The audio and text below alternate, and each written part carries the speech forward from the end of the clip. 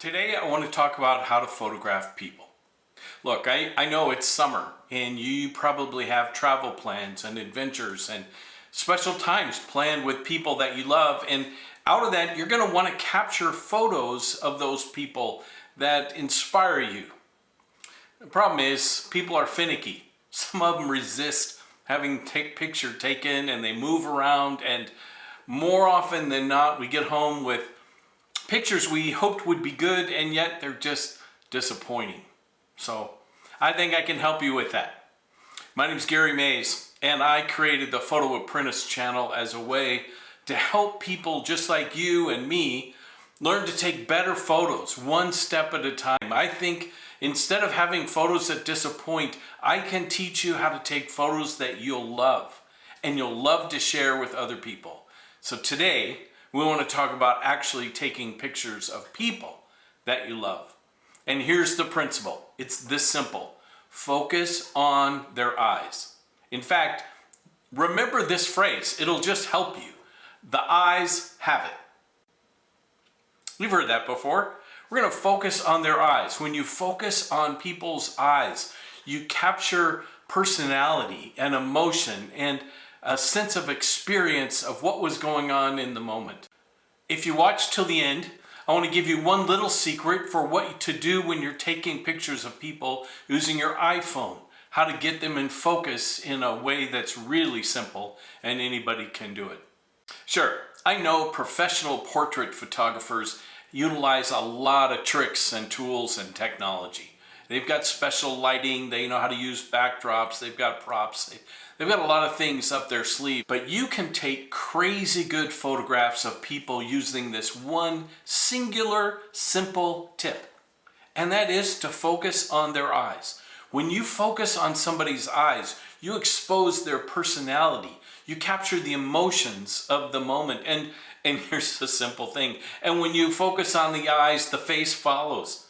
It's not tough. I can't figure out why we feel compelled to take pictures of the entire human body.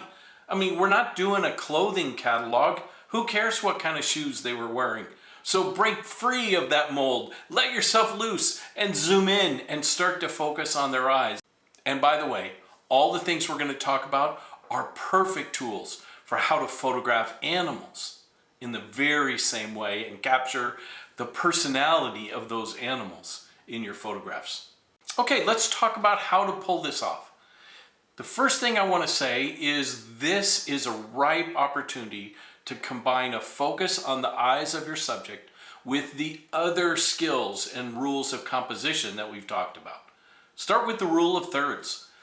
Get the eyes of your subject on one of those intersections that are created by that tic-tac-toe board that the rule of thirds creates. If you can, whenever you have a subject that's looking to the side, try to get it so that they're looking from the left-hand side of the picture to the right-hand side.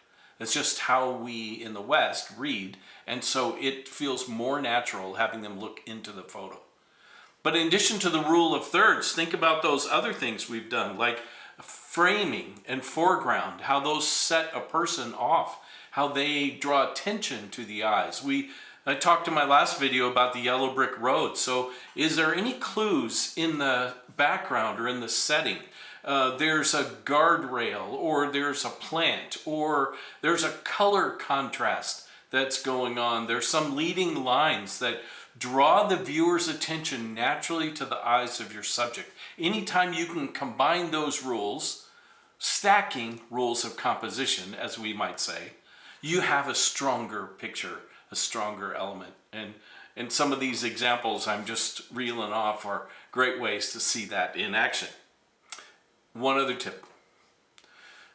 Where it's possible, focus on the eye of your subject that's closest to your camera. Which is also a hint, by the way, that wherever you can, get your subject looking somewhere and focus on that nearest eye as opposed to square, dead center, static imagery. Make sense? It's really simple. I think you can do it. All right, do you know how this works? Help me spread the word. Do those 3 natural things. Like the video. subscribe to my channel, and share the link to this video with somebody else. Now, I promised if you stayed to the end, I would show you one more trick, and it's really this simple. If you take your iPhone, which is the camera I have with me more often than not. I mean, I take pictures of this all the time. And you're gonna take a picture of somebody, you zero in on their face, reach up and touch the screen. If you hold it for just a second, it focuses and adapts to light right there. If you press and hold, all of a sudden it will tell you that the exposure and the lighting for that exact spot that you just touched on your camera are locked in. So give that a try. Take your camera, press the screen, hold it in, let the camera lock on your subject, and then snap your picture. See how that works. Next week, I'm going to talk about step 2 in photographing people, specifically about the healthy and dynamic use of props. I hope you'll join me. I'll see you then.